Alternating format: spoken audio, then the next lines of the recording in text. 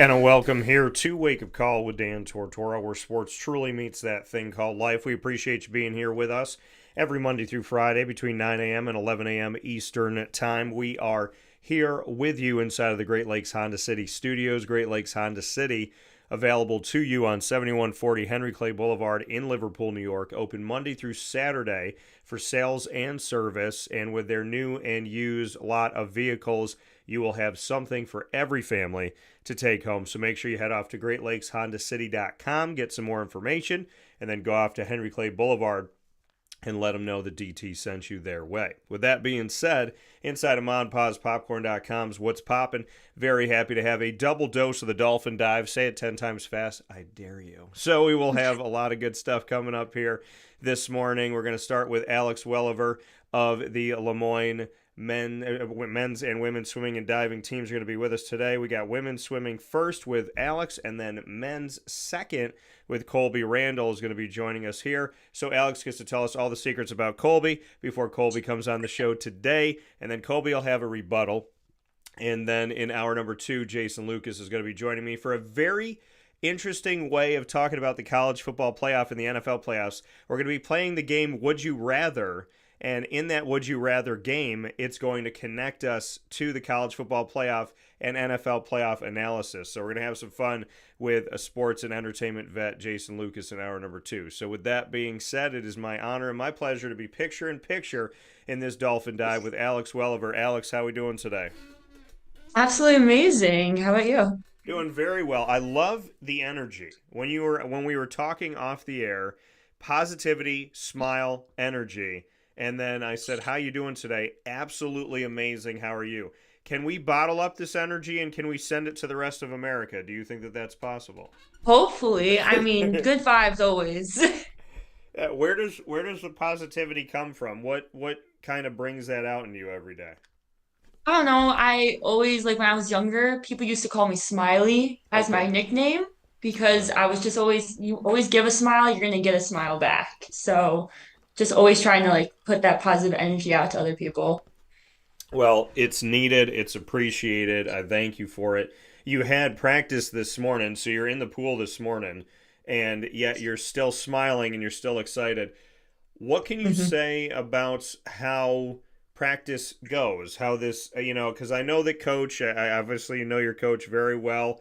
Adam Zakowski's been on the show a lot, and him and I talk a lot off the air as well. So hmm the experience of having him as a coach, and like he told me years ago, he said, Dan, 5, 6 o'clock in the morning, you're not really messing with any classes. So, what's it like to go through practice with coach? Well, I really like the 5 to 6, that range, but I'm an early riser always. I love Okay. getting up. I love getting moving. Also, sometimes you just need a little music to get you going. And Okay. sometimes we got some great playlists going, and that always does it for me. But Okay. Adam is great. I love him as a coach. He always has like a go get attitude in the morning, and it really makes it easy to get into it. And you said sometimes the music in the morning, sometimes the playlists are great. Who's usually Yeah. running the playlists? This morning it was our assistant coach Ben, and he was Okay. playing some old music that I knew the words to, so it really got me into this morning's practice. We were doing some dives, and I was just like, it's perfect. But Okay. usually one of our juniors, Emma, she plays some great music. And then Adam every once in a while throws in his mixes, and sometimes those are interesting, but I'm always here for some music. Okay. What type of music is Adam Zakowski playing? When you said it's an interesting playlist, what is his music typically entail? Usually it's like a little bit older alternative more Okay. than we would say like pop. But I'm into whatever he plays as long as it's got a good beat to it and it's not too slow because you go too slow, I'm gonna fall asleep at 6 a.m. And you said you were doing some dives this morning. Do you have a favorite hmm dive that kind of like starts off your practice where you just feel like I need to do this once just for me to get me going? Do you have a dive that you go to? I don't really have a dive that I go to. I'm not a diver, I'm a swimmer, but Right. we were doing starts. I'm a relay swimmer, so I Yeah. love going off someone else, really like using the team energy to go for it. And even though you're not a diver, do Hmm. you like to, and that's kind of where I was going with this, do you like to kind of with your teammates, like you not being a diver, some of them not being swimmers and being specifically divers, do you guys like to kind of cross and say, okay, you're good at what you do, but can you hang with me? Do you guys ever like to do that kind of like switch? We don't ever switch, which like I mean, as much as I would love to try diving, I'm petrified of hitting my head. Okay. I would hit it. It would not be good. Um, Okay. but I think it would be cool to do a little more like, oh, you can teach me how to do this type of dive. And the divers do swim sometimes. Right. I've had a couple of them in my relays. We've had a fun time with it. Okay. But getting into diving is a little bit harder because it takes so much skill. Like I'm so impressed by them. It's amazing. Yeah, and if anybody's ever been to a swim meet, I mean, it's hours of different things going on. And last year when I had gone and I was there with Bob Beretta at the time, we were standing and watching. I think it was like 3 hours of different things. The amount of excitement and the amount of change up and just things going. It's like, Yeah. okay, swimmers, diver, and it's just Hmm. it's intense the whole time.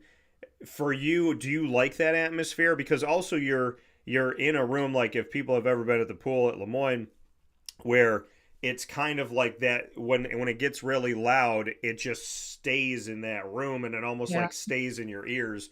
So do you like that environment of constant changing, constant switching, and then constant emotion and yelling? Like do you feel like that kind of brings you up, or are you have you been places where you're like, this is way too loud, it's too much? I think it really brings me up because it's just like any other game. You want to be cheering for your team. You want to keep the energy high. You want to like just keep moving it forward because it's an individual sport, but we're a team. So you got to like keep on cheering for your teammates. Yeah. And I don't know. I think for some people it can be overwhelming, but for me personally, I think it just builds me up in the end. So for you, Alex, when we look at your career and we look at this season, what has been the kind of piece that stuck out to you the most of this season that we've had so far? A moment for you, a moment or two that you really just feel like this is something that's going to just stay in my brain forever. We went to a new meet for mid-seasons this year. We went to Magnus Cup in Cleveland, Ohio, and I remember getting to that pool and being like, wow, because the teams we went against were just amazing. They were fast and they were like just so dedicated. And I remember getting there and like I just put my heart into it, and that meet will definitely like just stick with me. I absolutely loved it. I did some of my best times so far, and it really it was perfect. And for you, Alex, like where is this women's team from where you started at Lemoyne to where you are now? And granted, there's been a shift from Division 2 to Division 1. There's been all these things that have Mhm. gone on. But for you, where would you say this program is as it goes forward from where you started? I think we're just in a constant state of let's keep getting better. Let's keep changing things. Let's evolve as we're getting like further into D1, further into this competitive D1 spirit. We go against new teams, better teams, Yeah. teams that we like aspire to be as fast as, just a constant state of evolving. That evolution for you, I mean, it's not something you plan for when you come into Lemoyne. So, so to have the constant, we want to get better, we want to improve. Mhm. We're in the NE10, we're Division 2. Hey, guess what? What, a couple of years ago almost, we're going Mhm. into the NEC. We're going to Division 1. What did that do for you? How did it challenge you? And some people say, it changes completely. Some people say, this is how I prepare, so it's similar. How much changed for you in the transition, and how much stayed the same essentially? I walked onto this team, so I wasn't even prepared to like swim when I first came to Lemoyne. And so then starting to swim, and then they were like, oh, D1. I was like, oh. I wasn't sure if I was really prepared for it. Yeah. Um, but I think as I got used to the idea, as I kept getting better myself, I was like, I can actually do this. I can be a D1 athlete. I kept pushing myself harder, kept going faster, or at least aspiring to go faster. And I really just tried you got to turn it to a good attitude always. So even though people weren't happy, we just turn it to the better attitude and be like, oh, like we've got it. We just got to keep getting better. And it's just a process that we got to make better. And Adam, as he typically does, loves to promote his student athletes. He said, "You are a nursing strong woman." So those words specifically that he used, how would you respond to the fact that you're not just in nursing, but that you're a strong woman? I I can't believe he said that, but I hope that in his mind that means that I'll just take whatever people give me and I'll just keep pushing through it. Personally, for me, I never quit. You Yeah. can do anything to me, I'm not gonna quit. I gotta keep going. I don't believe in quitting. Um, so I hope that just means that I have like that go get attitude. I keep going, I keep pushing, and I'll just stand up for my team, my sport, my athletic department. I love that. Are you opposed to being a spokesperson for Lemoyne in the future with this positive attitude? Not at all. If they want me, you can have me. This coming from Alex Welliver here with Lemoyne swimming and diving student athlete here inside the 2024-25 season. It's time for us to play some rapid fire. You can ask me anything. I can ask you anything, Alex. So you get to ask the first question. What do you got? Why did you get into like interviewing us students? I came up with a plan, and I kind of was just toying with this idea of colleges and universities years ago. And something inside of me, I met Bob Beretta, and something was like, you need to have this ready, and you need to have it ready right now. Like when you sit down with him, this needs to be ready. Yeah. And I trust, I trust God and I trust that feeling. And it was like, you need to be ready. You need to know exactly what this is. And I met with him, and it was just about, and I had this conversation this week actually.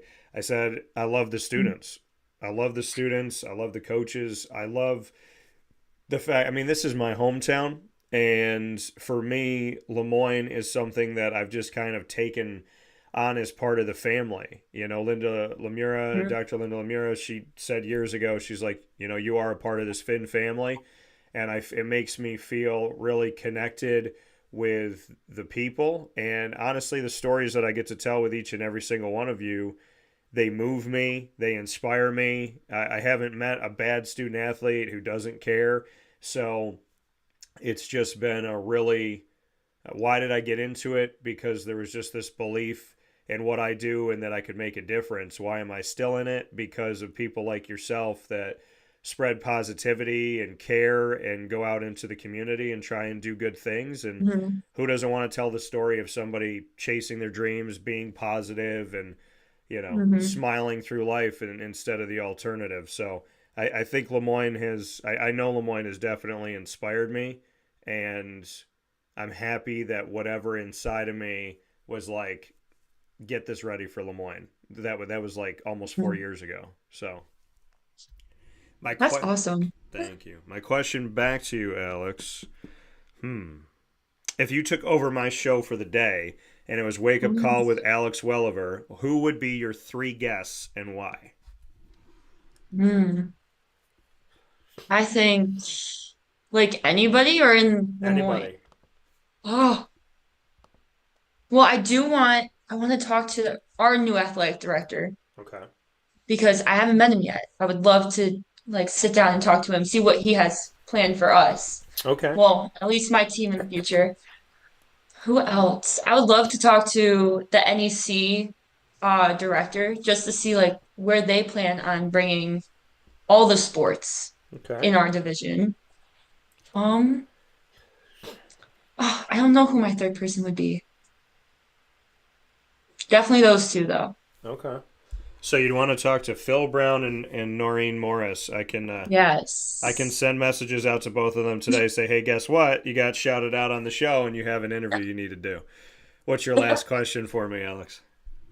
Oh, um,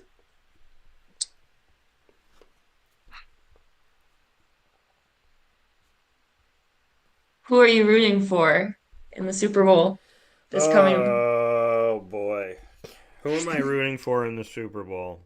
Mm-hmm. Probably, probably Philadelphia Um, for my buddy all right. Rob, and because Saquon was quote unquote too old to play football, which I think is hilarious. So probably Philly because I want to see Saquon get it. Okay. I do respect Kansas City and my other Mm-hmm. buddies on the other side of it. So I like Pat Mahomes and Yeah. I like Kansas City. I'm not a Swift fan. I'm kind of over that. So Yeah. I wish she would just I mean I put it to people like this. I love that she's there to support her man if their relationship is actually real. And Yeah. secondly, because I've yet to believe that it's real, but secondly to that, there's 52 other players on the Chiefs, and apparently none of them have wives and girlfriends because we don't see them. So Yeah.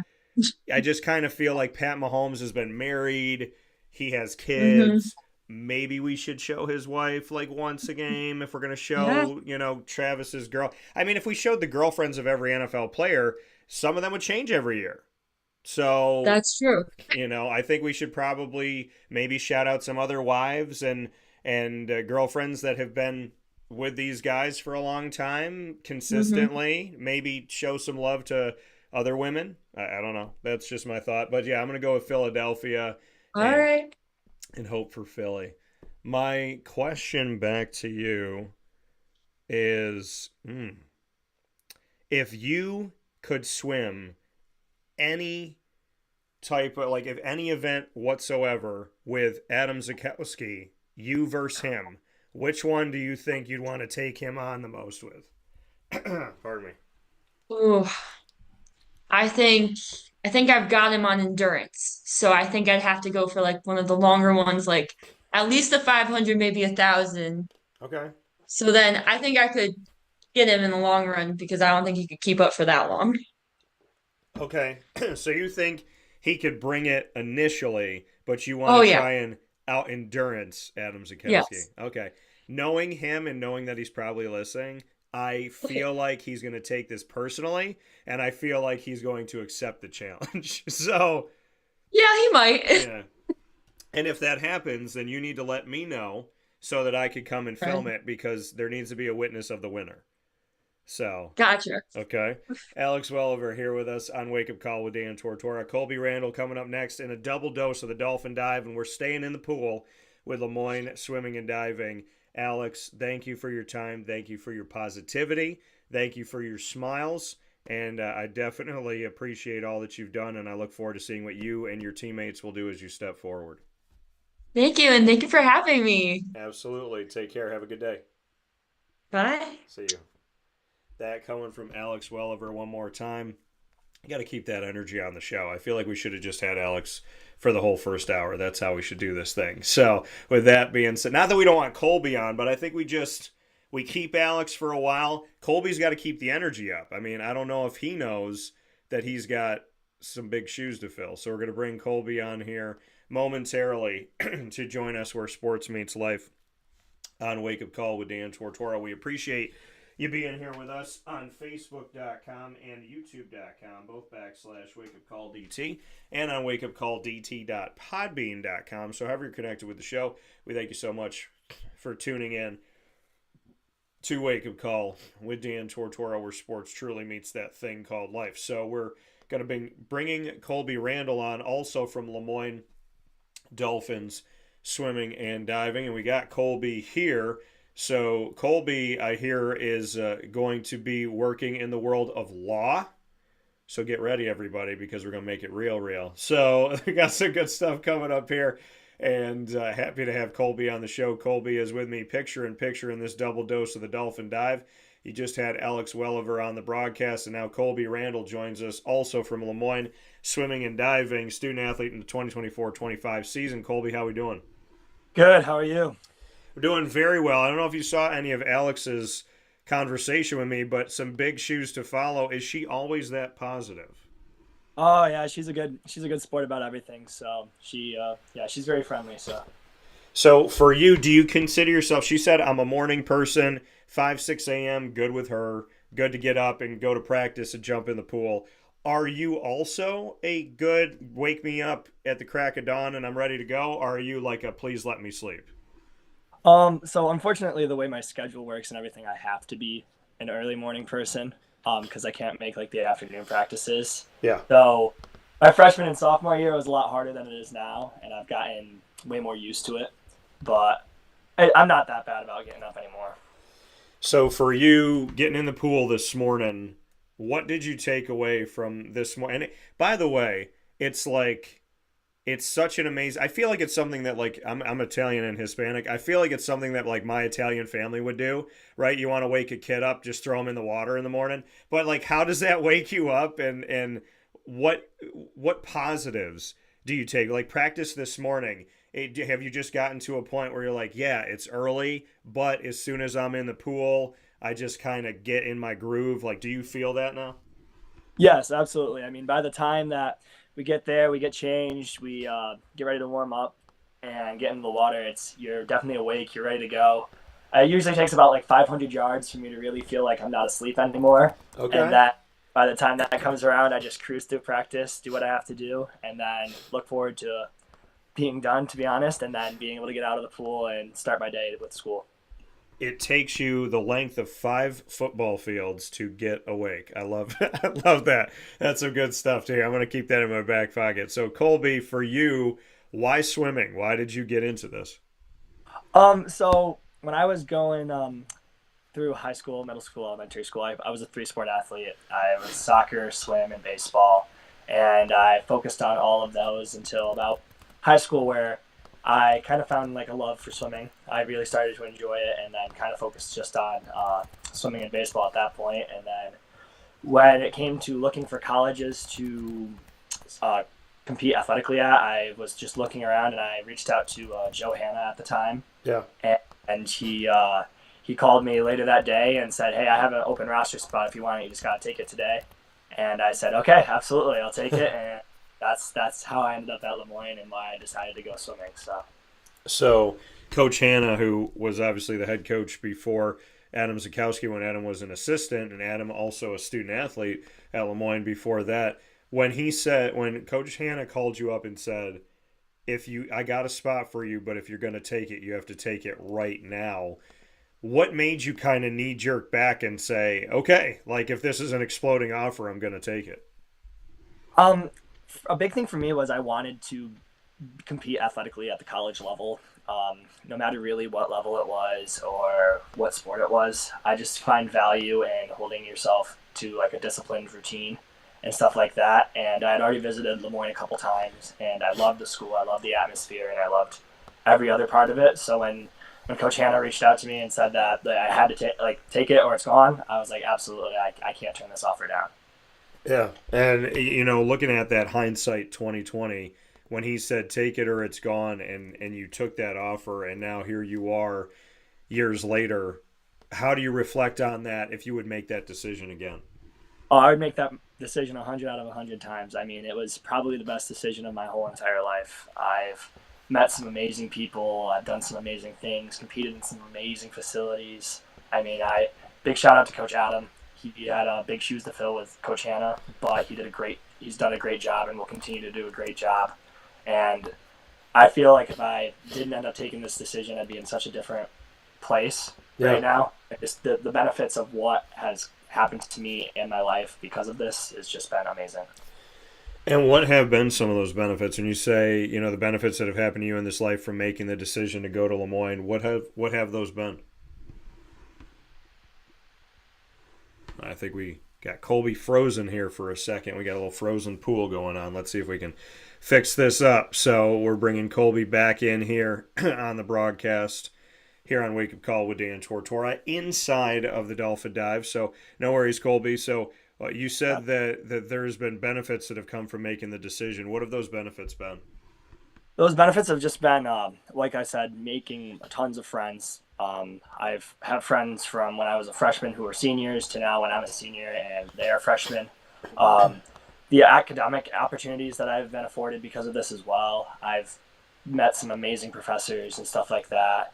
And the athletics department as a whole, I've enjoyed everybody that I've worked with through SAC, student athletic committees, through religious parts that I've had to do through the program and everything. I've really enjoyed every aspect of being a student athlete at Lemoyne.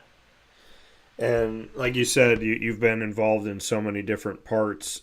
Being in a school, and you mentioned the religious side of things, being in a Jesuit institution and having those values, unapologetically talking about God, does that matter to you? Does that stick with you?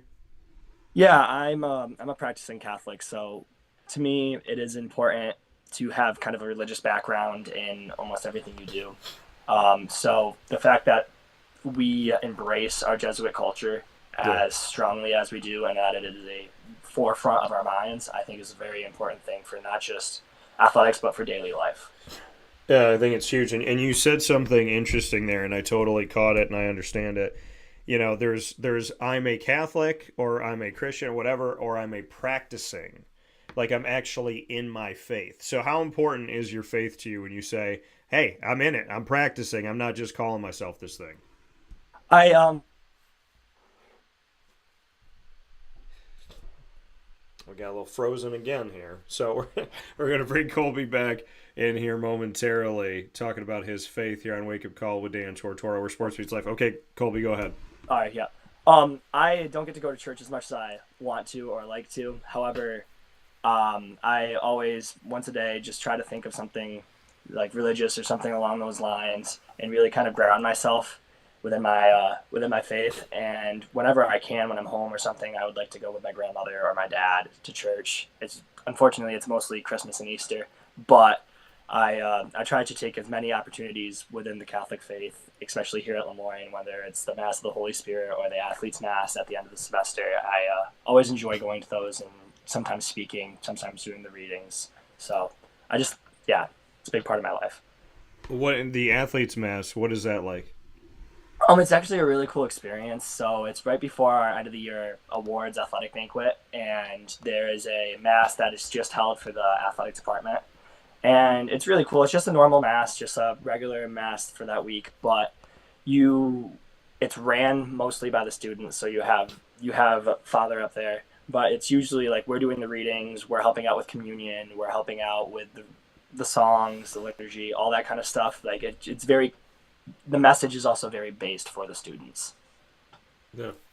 And it sounds special. Like you said, it's just for the athletics department. It's for all of you to come together and have some time with each other. Do you feel like there is that bounce back and forth between different athletic programs? I mean, there's 21 athletic programs at Lemoyne. Do you feel that cross on campus? Yes, absolutely.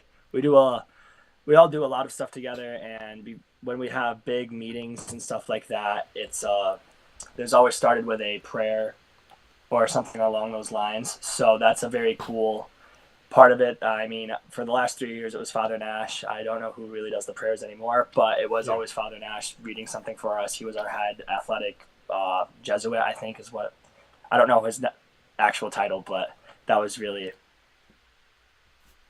That coming here from Colby Randall here on Wake Up Call with Dan Tortora, where sports meets life. In this edition of the Dolphin Dive, in our exclusive multimedia marketing partnership with the Lemoyne College Dolphins, here in this Lemoyne swimming and diving spotlight with Colby Randall, student athlete inside the 2024-25 season. And so with Colby here, we are going to continue the conversation with Colby and bring him back from being frozen here. It's cold outside. Must be cold on Zoom. So we'll bring him back here in just a second here to continue the conversation here on Wake Up Call with Dan Tortora. We appreciate you being here inside the Great Lakes Honda City studios.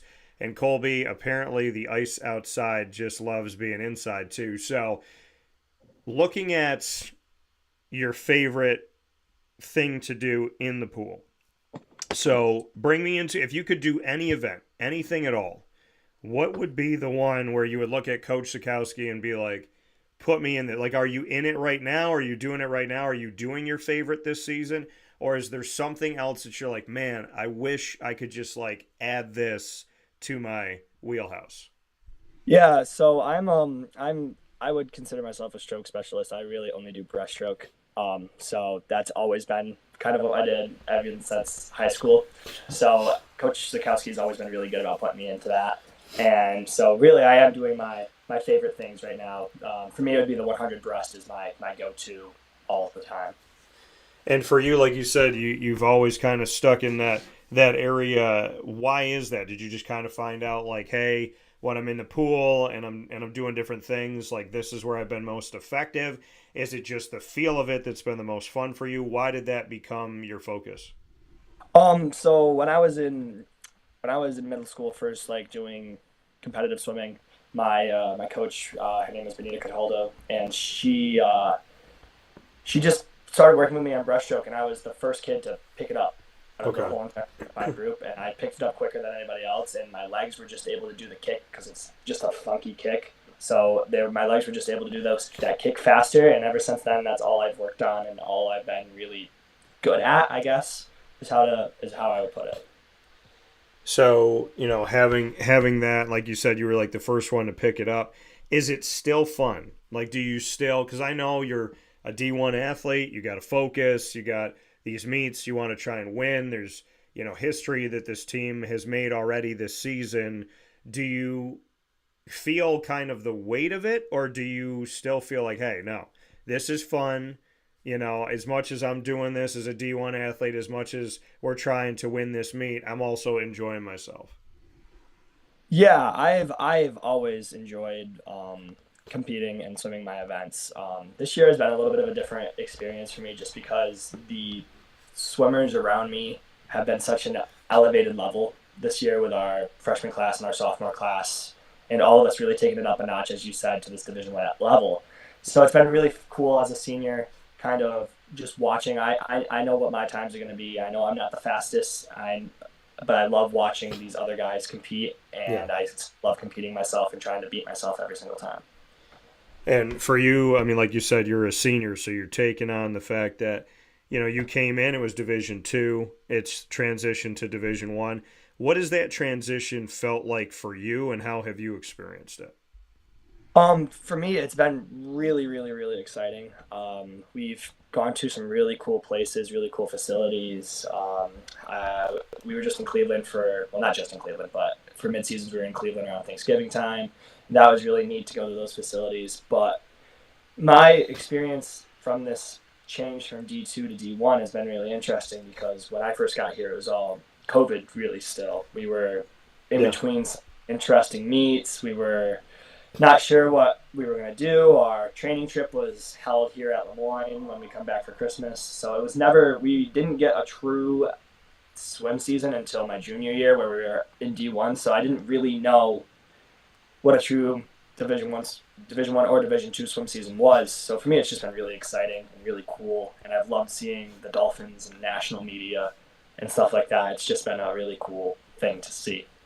Yeah, and as we take a look at this season for your team, the men's side of things, you had a victory over Division 2 Roberts Wesleyan, and then you made history with Lemoyne men's swimming first ever victory against a Division 1 opponent. It happened at Canisius, and it was on January 11th on a Saturday. I was down in Arlington, Texas. I had just done the I had just done the Cotton Bowl Classic, the Goodyear Cotton Bowl Classic, down in Arlington at AT&T Stadium at Cowboys Stadium, and Adam called me when you guys won.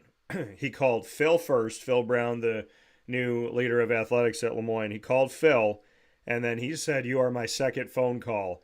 And I said, "Man, I wish I was there to see this happen, because I know y'all were out in Buffalo." And he said, he said, "Hey, you're at the Cotton Bowl. Go down there, enjoy it. It was in the college football playoff."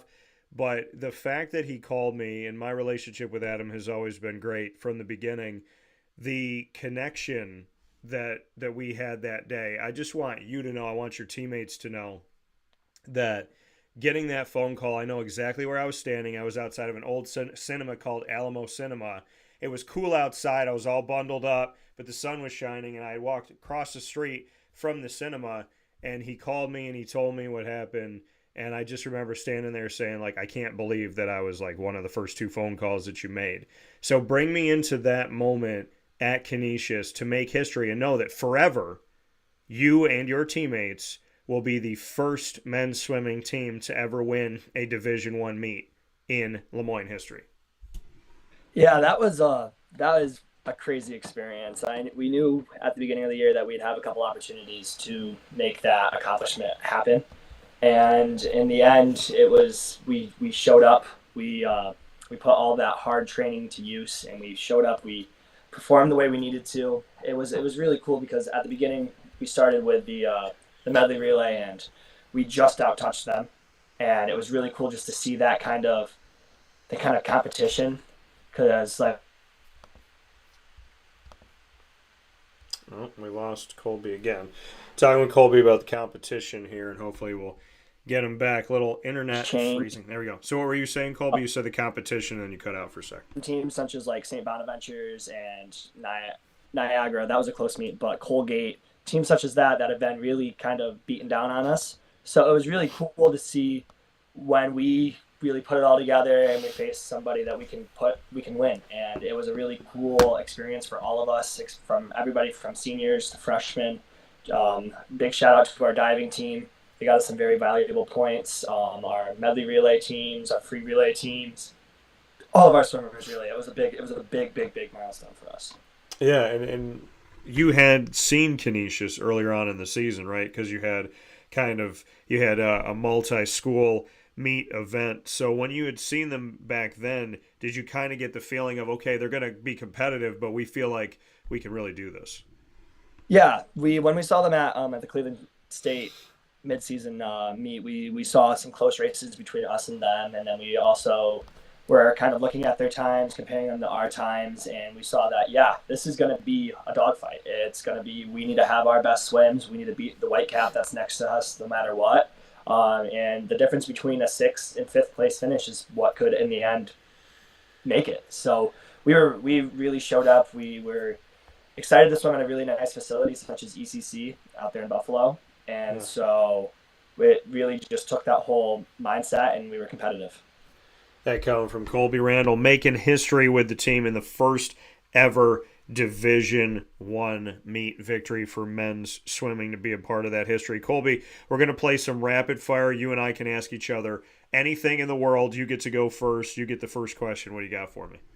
All right. Who's your favorite football team? Right now? No, I'm just kidding. It's been the Jaguars from the beginning, from 1995. So I'm very much a Jaguars fan. I love the guys. I love the guys on the Jaguars. I've been in the locker room for many years with the team, so getting to interview them, getting to know their personalities, they mean a lot to me. They've struggled. They've definitely struggled this, recently here, but I'm excited. I'm hopeful, but yeah, Jacksonville is my team. My question back to you, since you asked me that question: number one, do you have a favorite NFL team? And number two, who are you rooting for in the Super Bowl? I'm a Dallas Cowboys fan. Okay. Always have been, always will be, unfortunately. Okay. But I don't really want to cheer for any of them or root for any of them. So I would love for the first ever tie in a Super Bowl. I'm really sick of this NFL season. Well, I can lean with you on that. The Cowboys are my second favorite team, so going to AT&T Stadium and getting to broadcast and be on the field was really cool to be there pre and post game on the field of a stadium that I wanted to stand on when I was a little kid. What's your last question for me? Who's the coolest person you've interviewed? Boy, like athlete-wise. Athlete-wise, so coolest person I've interviewed. It's funny because when I get asked a question like this, it's like more so now things just kind of like, it's like while you're asking me something, it'll just kind of play in my brain. So I'm gonna go to one of the Duke players that I interviewed, and Syracuse fans, just relax for a second. But like there was a Duke player that I got to speak with, and I was in the locker room. It was for the ACC tournament, and I think I was in Greensboro, North Carolina. Yeah, I was in Greensboro, North Carolina for this, and I had the opportunity to interview guys on their team, and looking at these Duke players, and I believe he's in the NBA right now. So I'm just checking here to make sure I'm not wrong. But the reason why this like kind of sticks out and came right to my mind is the fact that him and I were talking, and he started talking about his dad. And he talked about, like, what his dad had been through and this, that, and whatever. And he had a tattoo on his arm that was in dedication to his father. So while we were talking, I'm looking at his arm, and I'm seeing this dedication that he has to his dad on his arm, and he's named after his dad, so he's got the same name. And that just kind of stuck out to me because we had a very transcendent conversation, and anybody that knows me and knows how I do what I do, I'm not just, today in the conversation we had, I'm not just saying like, oh, like you won this meet. Talk to me about your win and this and that, and the X's and O's and the statistics and all that. Like, yeah, that's a background and whatnot. But when I look at conversations that we have here on the show, I very much make it about you. I make it about your life, your story, your journey beyond the wins and losses, and to just have the conversation. And he was one of those that stuck out to me. Like, we had such a wonderful conversation about his family, and it was Derek Lively the second. So I was trying to figure out, he's a center for the Mavericks. So when we sat down and we talked, it was just a really incredible thing. And then to look at his arm and to have him talk about his dad and all this pain that he went through and his family went through, and then to have that on his arm, there was just this feeling like this kid is carrying something that he turned into a positive, and he's going to do good things with it. And he was just a really sweet conversation. So I'm going to say Derek Lively, which I've never said before because that's the first thing that came to my mind, really. That's super cool. Yeah. And I also talked to a player, I think he was on Xavier, where he had a tattoo, and it was of a rosary, and the rosary came down his arm and it wrapped, and when he opened his hand, his palm was holding a cross with the rosary. That was really cool too. Cool. That's cool. Yeah, that was cool. My question back to you, what do I got for you, Colby? Okay, well, we're in Syracuse, Central New York. Where is your favorite? If Adam Zukowski said, I'm taking the team out, no restrictions, we got the money, where are you going to eat in this area and why? Oh, that's a tough question. There's a lot of good places to eat. Me personally, I'm a Twin Trees fan. Okay. I'm a big Twin Trees fan. My uncle and I, with my parents, have always been going to Twin Trees after SU football games. So I would have to go Twin Trees. A close second, though, would be Francesca's. Okay. Not bad answers. We need to get you over to Avicoli's. I've been there. I got my Valentine's Day reservations there. So.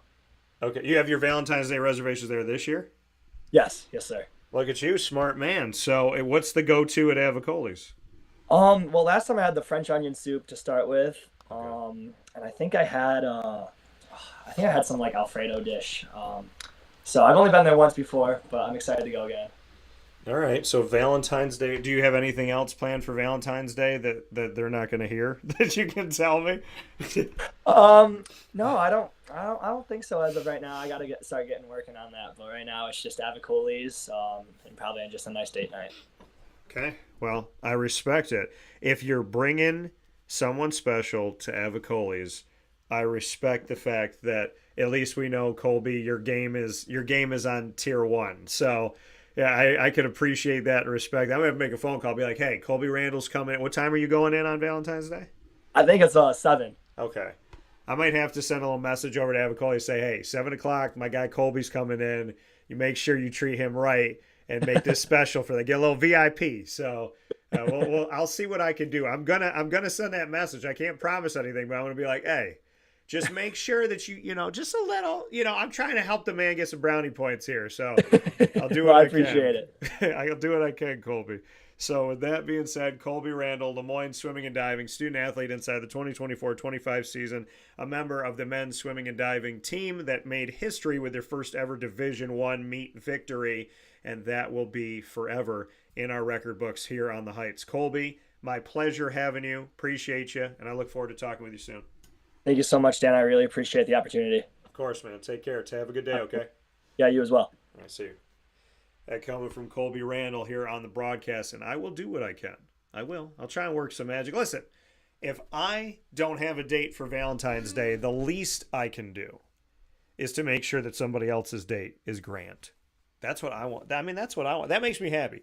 Some people get bitter, like someone doesn't have a date for Valentine's Day, and they're like, oh, I don't have a date for Valentine's Day. I hate the holiday. I hate everything about it. I'm not like that. I'm like, man, I don't have a date for Valentine's Day. Y'all got a date for Valentine's Day? I hope your date is like the best one that you've ever had in your life. I really do. I mean, that to me is important. It's really important to me that people have a great day on Valentine's Day and great day in general. And make sure you tell your loved ones that you love them. Don't just wait until February 14th or December 25th or whenever Easter is this year. Make sure that you tell your loved ones that you love them or you like them, right? Or in some cases when people say, I love you, but I don't like you today. I don't know. But yeah, just make sure you spread the love, folks. We need a lot more of it. And it feels like it's coming back, right? It feels like this country is getting back to God. I'm hearing it a lot with athletes, which makes me happy. It warms my heart. But, I'm hearing it with athletes. I'm hearing it with some people in Hollywood, which allegedly is not, that's a no-no in Hollywood, but God's in Hollywood. Thank you. Finally. But, so, I mean, God's everywhere, whether people admit it or not. But seeing that with Denzel Washington, I love hearing that. I love hearing about God. I love hearing about love. So, like I said, if it's not going to be my date, the least I could do is try and do something nice for somebody else. So think about it that way, folks. If you don't have a Valentine this year, then do what you can to uplift somebody else's Valentine's Day, right? Maybe it's your mom and dad and you do something special for them. Leave a little special gift there on the porch. Or leave a special gift and put it in your dad's name or your mom's name because one of your family members is working like crazy and maybe they're not going to be able to get to the candy store or whatever it may be. So do something nice for somebody. We can all have a Valentine. My Valentine every year is Lily, my daughter, my little sweet girl. That's my Valentine. Get her something, get her a little card, get her a little toy, something cool, and we hang out, watch movies because I got the best daughter dog in the whole wide world, in my opinion. I know some people would fight me on that, but I'm willing to fight you. She's the best. So whoever your Valentine's going to be, have a good Valentine's Day and have some fun. And hopefully I can do something cool for Colby. I'm going to stop. I'm going to try. I'm going to do whatever I can. Pull out all the stops. We'll take a step aside for a fast break. We'll be back here inside the Great Lakes Honda City Studios on Wake Up Call with Dan Tortora. In hour number 2, Jason Lucas will be with us to play we're going to have a very interesting way of talking about the college football playoff in the NFL because we've talked about it on the show. And I was like, you know what? I want to change it up. I want to do it different. I don't want to regurgitate and have the same conversation. So we're going to play the game Would You Rather in connection to college football and the NFL. That's coming up in just a few minutes on Wake Up Call with Dan Tortora when we come back after this fast break. Here's a message from Renee from Bryan's Landing, located on 6523 East Seneca Turnpike in Jamesville, New York. Open Tuesdays and Wednesdays for dinner, Thursday through Saturday for lunch and dinner, and Sundays for brunch. It's a lot like the way that my mom and dad ran their restaurant. We have put in place a lot of people that are family to us, very similar to how my dad hired people that were family to him. And then the tradition I'm carrying on is a lot of the items that are on our menu are my dad's. And he taught our chefs how to recreate his dishes. So I think that Tommy McInerney, who our executive chef is, to him it is an art. And I think that when he does create a dish, it's not just about making the food taste delicious, which is definitely our priority, but it's an art to him, and it's almost like his canvas on a plate where He just wants the colors to look great, and people love it because he takes pride in that. And Brian and I appreciate that. We want it to obviously look good and taste good. I will tell you, when we opened up, it was 6 weeks before COVID. And what was amazing was the community, our friends and family stepped up, and everybody did takeout. Everybody supported us. Our hearts were just so filled. So to Brian and I, obviously our friends come all the time, and we just have repeat customers in Jamesville, and I think people going to our previous restaurant in Green Lakes are making the trip to come to Brian's Landing to support us. And I mean, I think we have great food and a great atmosphere. So it's very, very important to us. Head to Brian's Landing, located on 6523 East Seneca Turnpike in Jamesville, New York, where memories have become recipes that are now meals to share with you. Tuesdays and Wednesdays for dinner, Thursday through Saturday for lunch and dinner, and on Sundays for brunch. And be sure to come out for live music Friday, Saturday, and Sunday.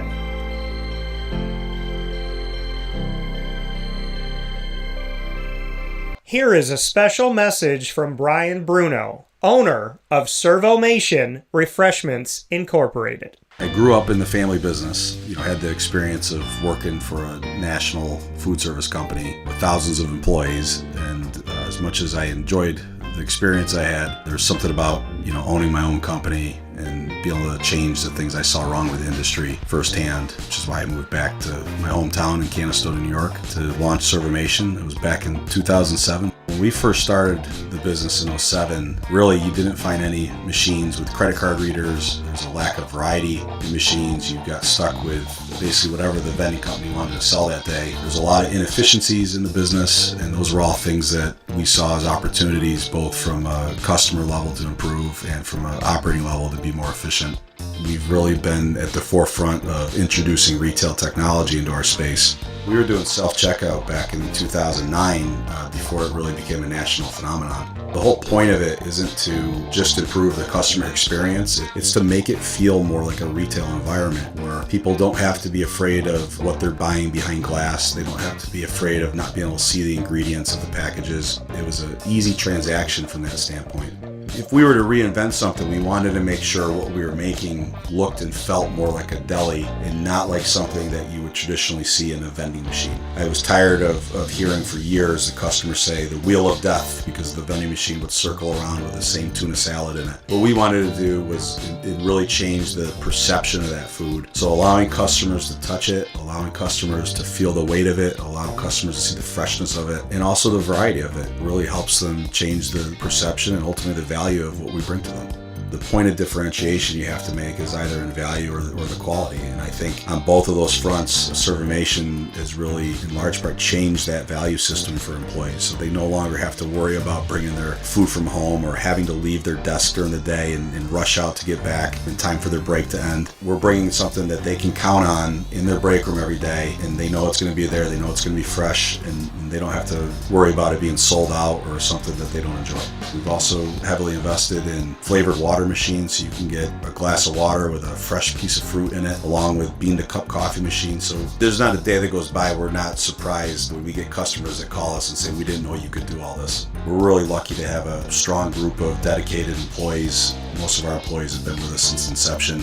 They're family to us, and people like doing business with people they like and trust. And I think the same thing goes for employees. In a day and an age where there's a lot of corporations that just look at an employee as a number and don't get to know them, that's just not the way I was raised or how I like to do business. So we're a little old-fashioned. We like getting close to our employees. We like knowing how we can help them. We like knowing how we can improve their lives, adjust their schedules, whatever it may be to help improve their quality of life. And we think in the end that makes for a happier employee. We're fortunate enough to have really grown over the last several years, and from Pennsylvania to Massachusetts to Connecticut, we really do have a strong connection, even though we're not in the rooms every day with these employees.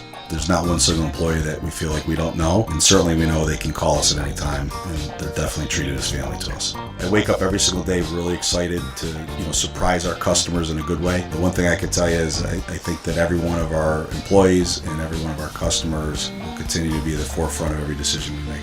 Find out how Servomation can help you and your business by going to servomation.com.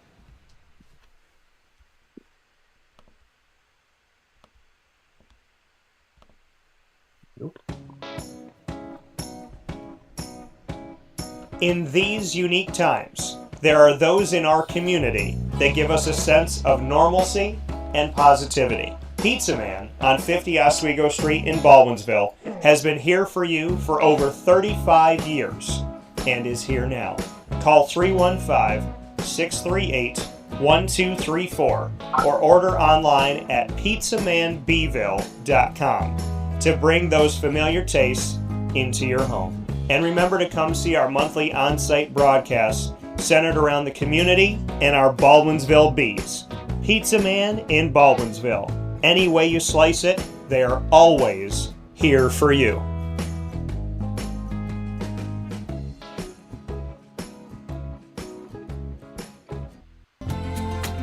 Looking for your next ride? Look no further than Great Lakes Honda City, located on 7140 Henry Clay Boulevard in Liverpool, New York. Serving our community for decades, their new and pre-owned vast array of vehicles are available to you Monday through Saturday on site. To search from home, shop at GreatLakesHondaCity.com. Call 315-365-5576 to set up an appointment. That's 315-365-5576 for Great Lakes Honda City, 7140 Henry Clay Boulevard in Liverpool, New York. Great cars, great people, Great Lakes. All right, you need to come out here and get yourself the Brooklyn Pickle. I was talking about this with one of my buddies. I was like, yo, there's no better sandwich in the state of New York than the Brooklyn Pickle. And now that I found out that they're going down to North Carolina, we are taking over your taste buds everywhere you are, wherever you're going to be. You need to get yourself out to the Brooklyn Pickle. Pinehurst, you just realized that you found yourself the best sandwich shop that you're ever going to have. This is a glorious moment. It's a blessing to your community. You're welcome. Brooklyn in the house, baby. Go over to the Brooklyn Pickle. You already know what it is. You heard the man. Head to Brooklyn Pickle Pinehurst on 1788 Old Morgantown Road in Southern Pines, North Carolina.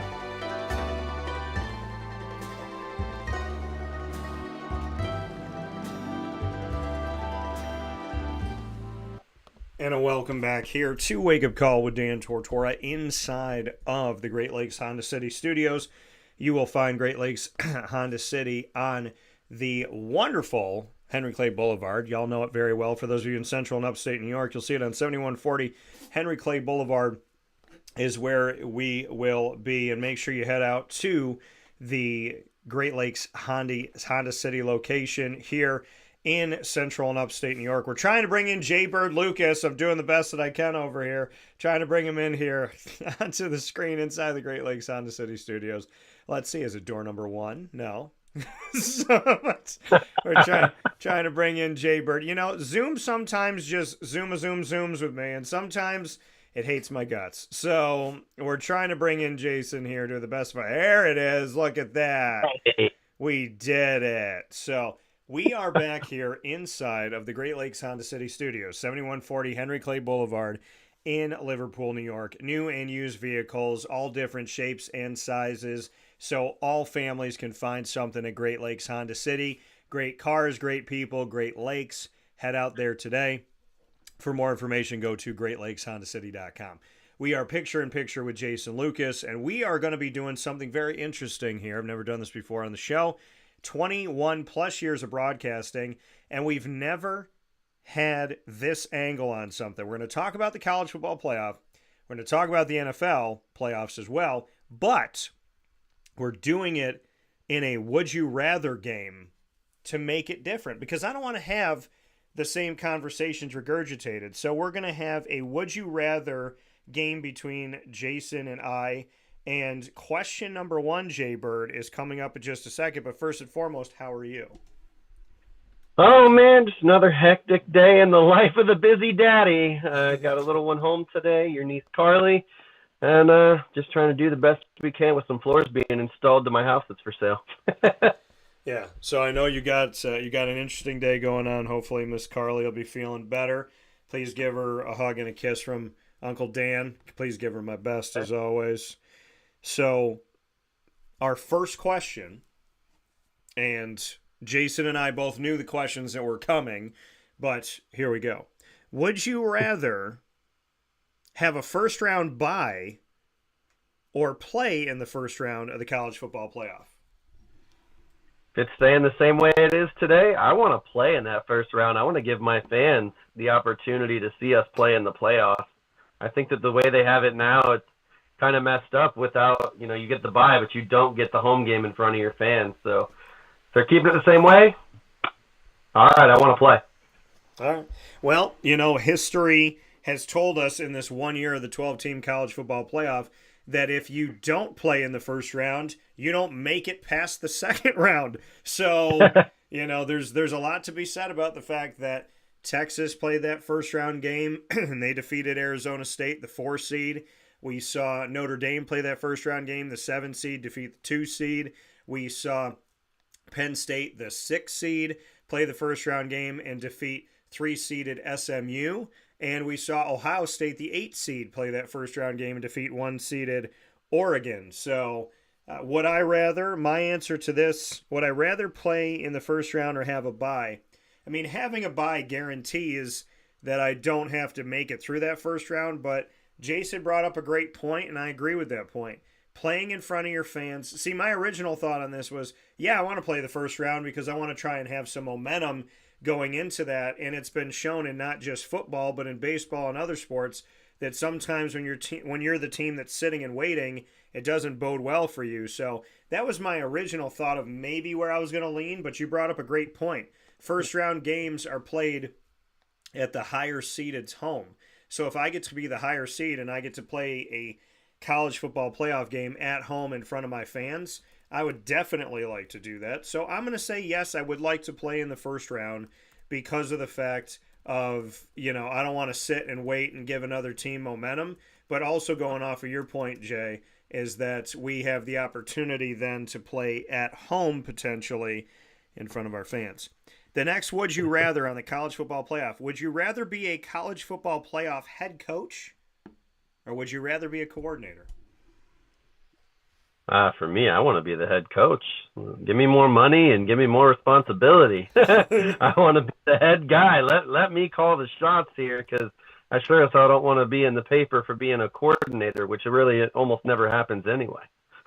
Yeah, so Jason says, give me the accolades, give me the money, make me the head coach. I would also say, if it was me personally, I would want to be the head coach. I would want to be the person that, has it on your shoulders. I'm not worried about that stuff. I'm not worried about what you're going to say about me because been there, done that. I'm not worried about, how you're going to twist my words around because been there, done that. So, and with the stealing of information, well, been there, done that too, that's been done to me. So, for me being a head coach, I would want it because I would want the opportunity to be a leader. And anyone that's known me since I was a little kid, if you say you could be the lead in the play or you could be in the play, I want to be the lead. If you say you can be a player on the team or you could be the captain, I want to be the captain. I've never shied away from responsibility. I've never shied away from opportunity, and I've never shied away from being the person that will have to stand in that huddle and have that conversation and hopefully energize people. I like having that on my shoulders, so I would want to be the head coach. I asked the question because I was talking to somebody about this, and I said, I'm seeing these head coaches that are coordinators. Al Golden became a coordinator for Notre Dame. I met him when he was a head coach at Miami, crossed paths with him, I should say. And then Chip Kelly, head coach at UCLA, he leaves to become a coordinator at Ohio State. So I was like, it seems like guys are doing this. Why? And they said, well, Dan, they've made a ton of money. They've been a head coach, and now they don't have to deal with the pressure. They've already got a ton of cash. They're making good money as coordinators, but now they don't have to deal with all the questions and this, that, and whatever. So why not? If it was me, I'd be a head coach. But the notion of if you've done it for such a long time and you've been a head coach so you could be a coordinator and not have to deal with as much pressure, I guess some people would like that, but I like pressure. Pressure makes diamonds. Here's one that I really think is interesting, and I don't know which way you're going to go with this. Would you rather be a coach looking for a player in the transfer portal, or would you rather be a player looking for a home in the transfer portal? Transfer portal is a very scary place for the players, especially the guys who weren't playing somewhere and they're trying to get a spot somewhere else. I'd rather be the coach looking in the transfer portal and, just kind of gauging the talent off the film and trying to make things work, obviously NIL-wise, for those guys that you're going to bring in to try to fit into, your different spots that you need them to fit into. Yeah, I mean, I think I'd rather be a head coach too than be. I'll tell you both sides here, but I'd rather be a head coach looking for a player because there's a plethora of players, and I get to sit and watch and look. If I'm in the transfer portal, I call it musical chairs. There's always more people than chairs, and when the music stops, you're 17, 18, 20 years old, and you don't have a scholarship anymore. You don't have a free education. You don't have a home. So, I mean, it stands to reason that an 18 or 19-year-old kid could end up back in the same neighborhood with no money, with no education, with no future planned if they decide to jump in the portal and say, well, I'm just going to go somewhere else. So, if you're in a bad situation, if somebody lied to you, if it's not a good place, if you miss home, if the coach ups and leaves, I understand getting in the portal. But getting in the portal to run away from competition, run away from responsibility, and to just do it because you don't want to be challenged, that is the wrong reason to be in the portal, in my opinion. So if it was me, I'd rather be a coach looking for players because that would be fun for me. What wouldn't be fun for me, it would be fun, I guess, for a time, but you could be in the portal and get 10 offers. And then you could say, I'm going to hold out and see if I get 20. And all of a sudden, Miami doesn't want you. Florida State doesn't want you. Nebraska doesn't want you. Texas doesn't want you because they moved on to somebody else. So I think it would be more nerve-wracking to be a player than a coach. So I'd rather be a coach in the portal than have to be a player figuring that out. I'm going to throw you a curveball, Jay. Staying with the college football realm, would you rather be Scott Frost in his first stint at UCF? Now, this is like knowing nothing. This is knowing none of the history of what he did.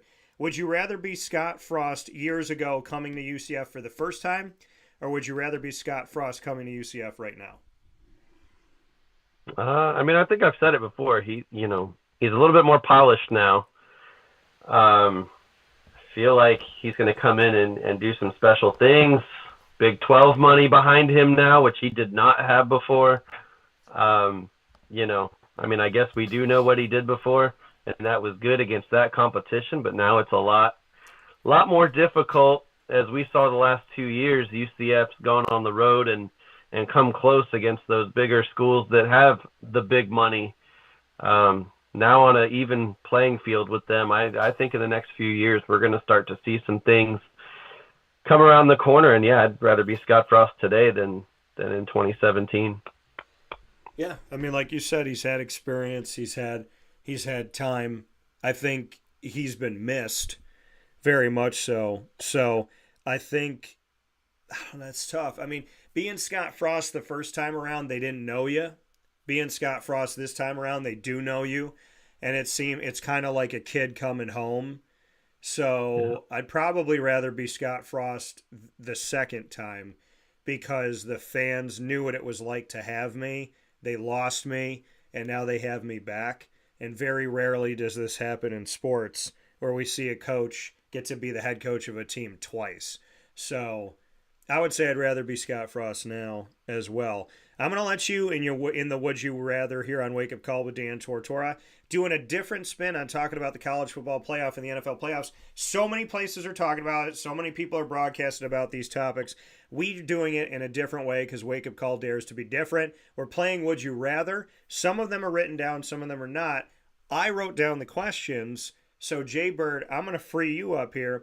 Do you have a college football playoff Would You Rather for me that is not on the list that you'd like to ask? Would you rather be an underdog or a favorite in the college football playoff, especially in that first round as you're going on the road? Well, I want to play at home in the first round, so I'd want to be a favorite. But overall, I'd rather be an underdog. I've been an underdog my whole life.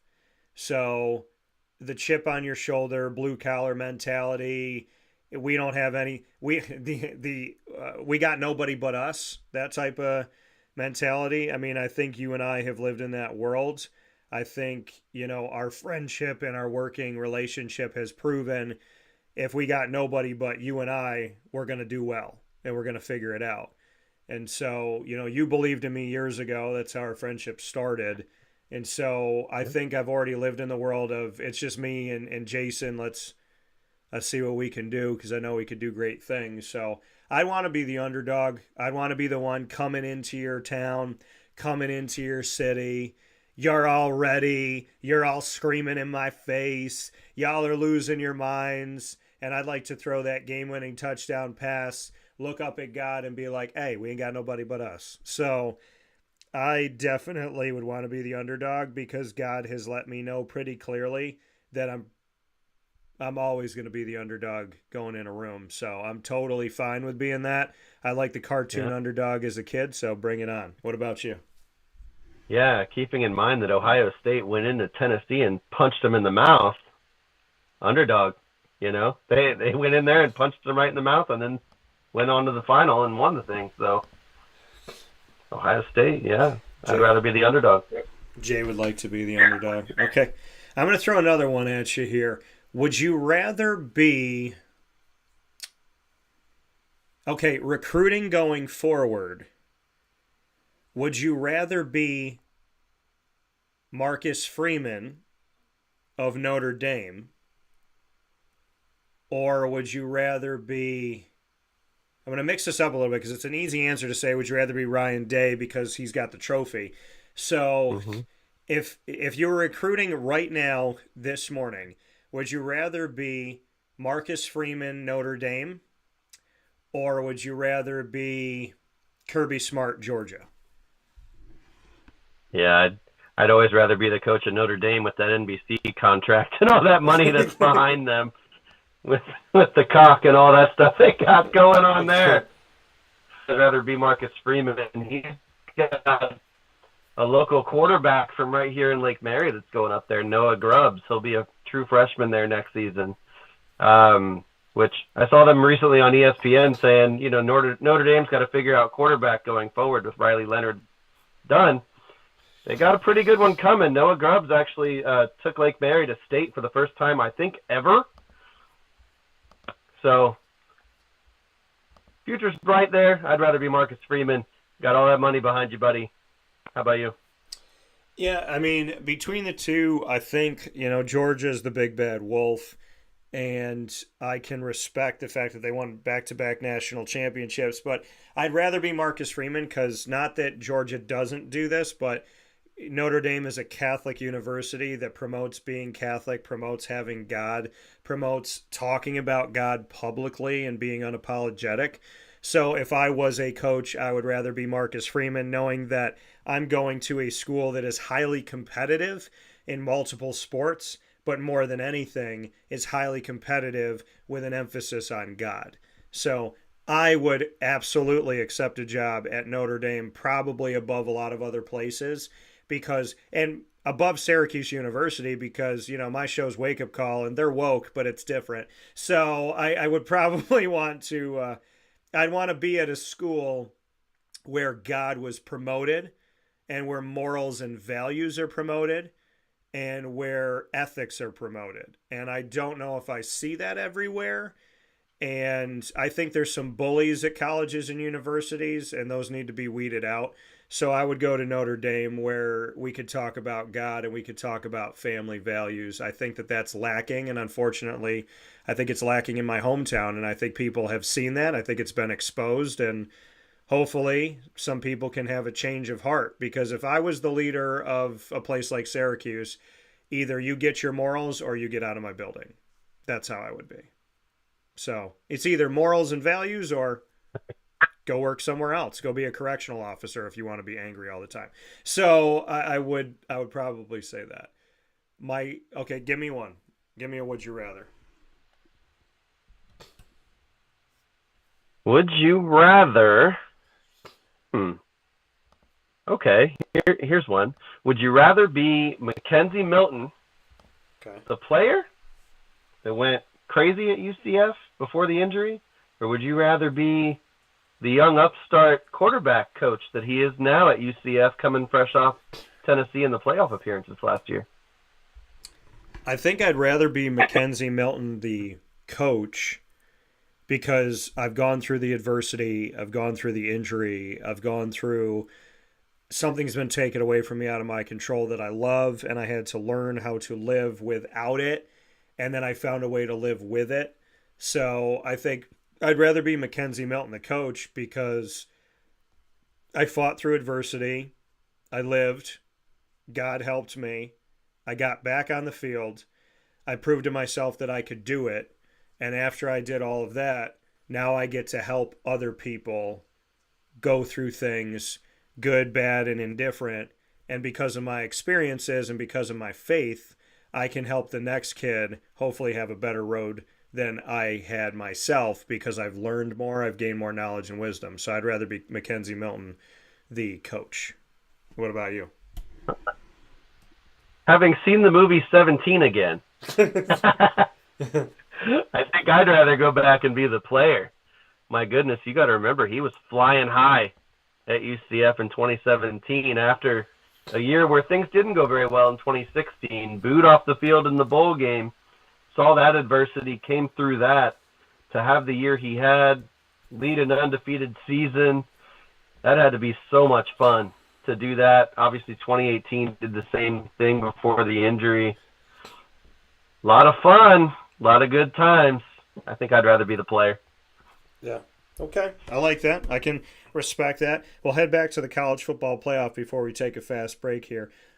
Would you rather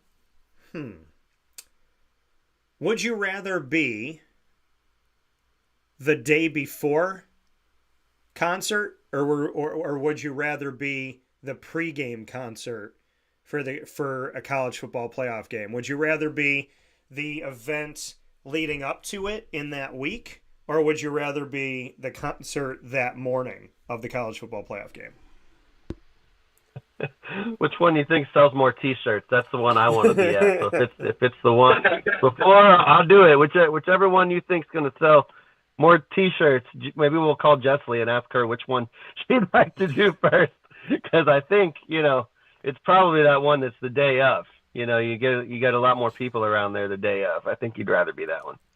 Yeah, I think the day of would be really cool. That would be really exciting, in my opinion. I mean, I think leading up to it would be great, but if it was me, I'd want to be the day of.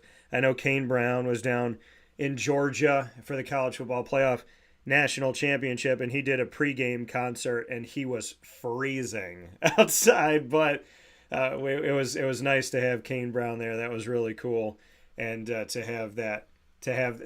want to be the day of for real. Give me one more would you rather that we don't have on our list, college football related, and then we'll get into the NFL. Once again, here on Wake Up Call with Dan Tortora, Great Lakes Honda City Studios. Jay Bird and I have had a lot of conversations, but something I don't think you're going to find on anybody else's show anywhere else in the world is a would you rather game on the college football playoff and the NFL playoffs. What's your last one for me?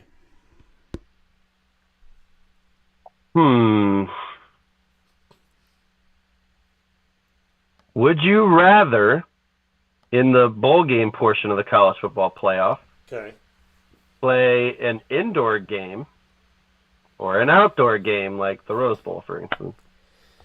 Oh, good question. Would I rather play indoor? Keeping in mind what time of year it is. It's true. So, I mean, I've played in torrential rain for 4 hours, so I don't think it would matter to me. Like, I play in the snow, I'd do it, but probably indoor. I want to be in a controlled environment, and so I would say I'd probably play an indoor game. Not that I would be opposed to the snow, but I would say indoor. I could feel my hands, I could feel the football. I'm gonna play indoor. What about you? Yeah, I think I'd rather the road to the orange. I'd rather be outdoors. Okay.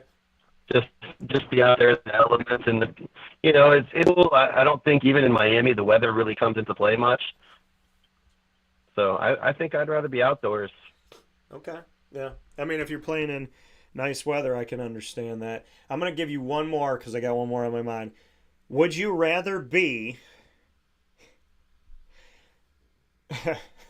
would you rather be a media person questioning the college football playoff committee, or would you rather be the chair of the college football playoff committee? I think the chair makes a lot more money.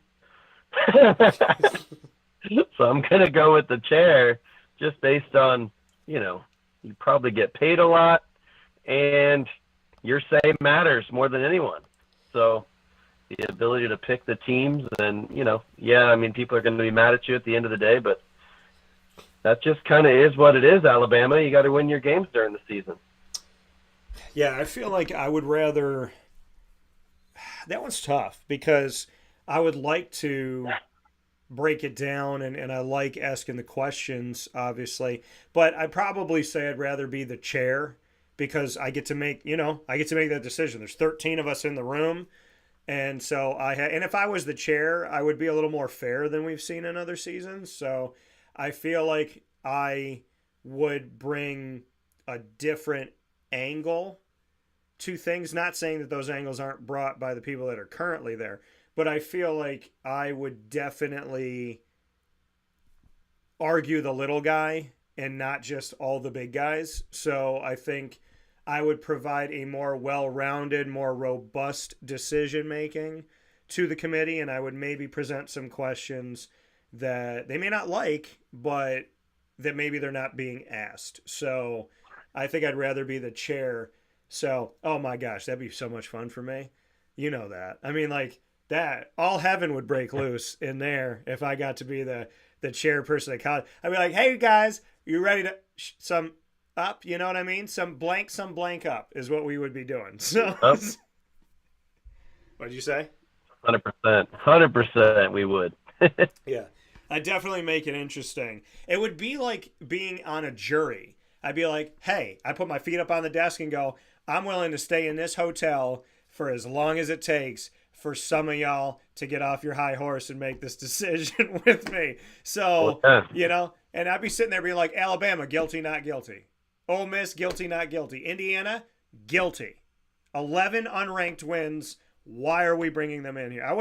My buddy said to me about Army, he said Army's 11-1 and they won their conference championship. They earned the right for that butt whooping is what he said to me. So I agreed with that. I said, hey, if anybody's going to lose that game to Notre Dame, then Army earned the right to play them again, as opposed to Indiana not doing anything that, I mean, listen, they fault the American, the Sun Belt, the MAC, the Mountain West outside of Boise State, and Conference USA for not playing ranked teams.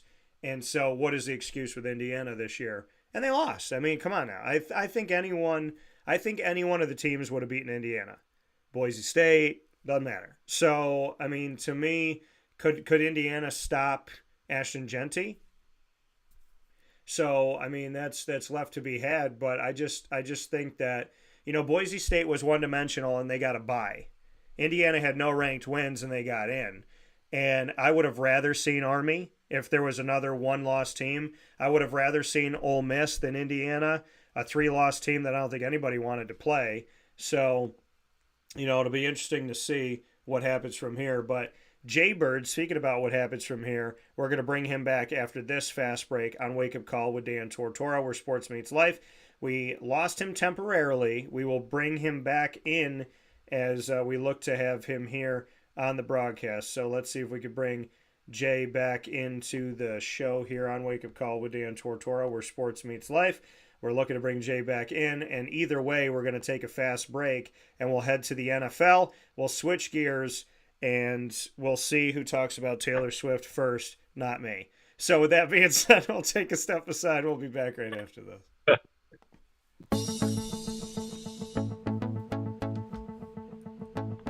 Avicoli's, located on the corner of Route 57 and Wetzel Road in Liverpool, New York, has been your trusted neighbor for decades. Located just steps from Liverpool High School, we're happy to have the Liverpool Warriors on-site, on-location broadcast at Avicoli's through Wake Up Call with Dan Tortora every single month, featuring student athletes, coaches, and administration throughout the year from Liverpool High School. Head out to Avicoli's today on the corner of Route 57 and Wetzel Road in Liverpool, New York. Open Tuesday through Sunday for lunch, dinner, and drinks. We'd love to see you out there. And of course, you can call them at 315-622-5100 for takeout, delivery, and catering. That's 315-622-5100. And also find them on myavicolis.com. That's myavicollis.com.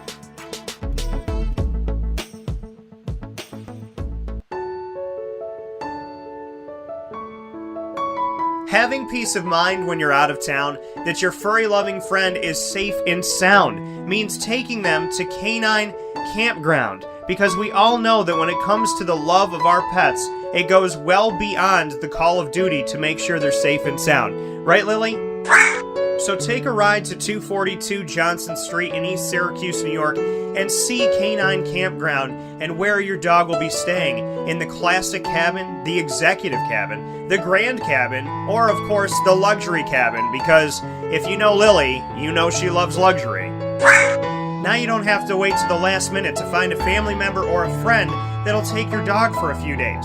Call Canine Campground at 315-299-4013. That's 315-299-4013. Their drop-off and pickup times are Monday through Sunday. Check K9campground.com for more information. That's the letter K, the number 9, and campground spelled with a K.com. K9campground.com. When you're going out of town, bring your dog to Canine Campground.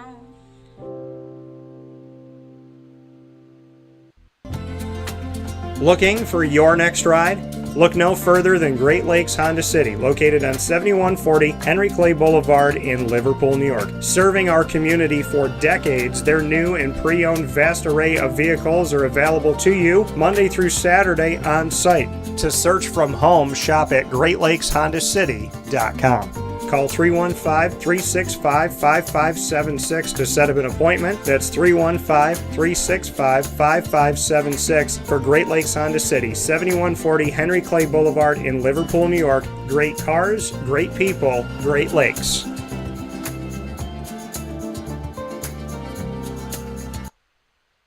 And a welcome back here to Wake Up Call with Dan Tortora, where sports truly meets that thing called life. Proud to be here with you every Monday through Friday from 9 a.m. to 11 a.m. Eastern Time inside the Great Lakes Honda City studios. Happy to be here hanging out with Mr.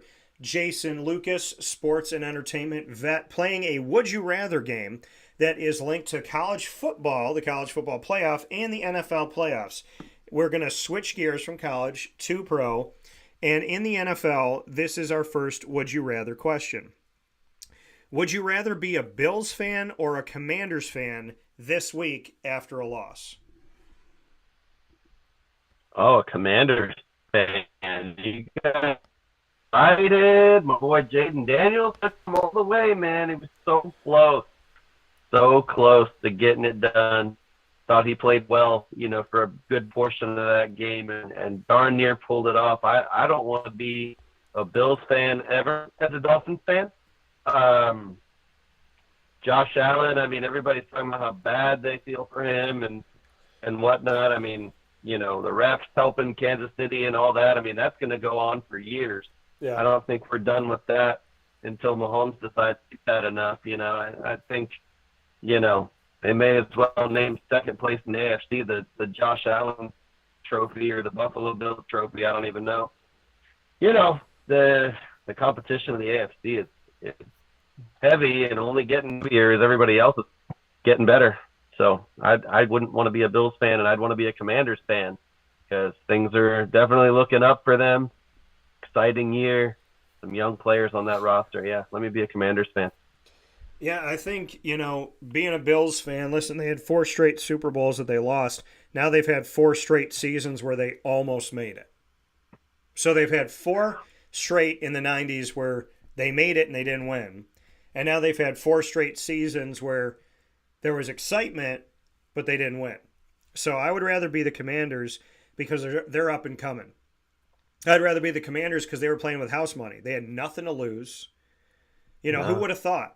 They got rid of their top guys, got rid of Chase Young, got rid of Montez Sweat, literally had like no D-line last year, just gave it all up. And here they come with their defense this year, and they do some good things. They bring in Lattimore. He's a hothead. He needs to figure it out, but they got him on the team. Terry McLaurin, dude can literally have anybody throw to him. Anybody. Why? He has had every season that he played, except for this season with Jaden Daniels, he had 3 or 4 quarterbacks throwing to him in a season, and he had just shy of 1,000 yards, 1,000 yards, and 1,000 yards. And then here now with Jaden Daniels, look at the work he's put in. So he's a 1,000-yard receiver. He could play with any quarterback, and now he's got a really good one. And so not to discount anybody else, Jaden Daniels just different. And so you got Terry, you got Scary Terry out there doing his thing. And then, you have Brian Robinson Jr. He's played better with this offense. And Jaden Daniels, my prediction in the preseason, and I believe I did it talking with Jason, one of my 3 predictions of quarterbacks was that Jaden Daniels would be the best rookie quarterback this season, despite not being drafted first overall. And Jaden Daniels obviously proved that.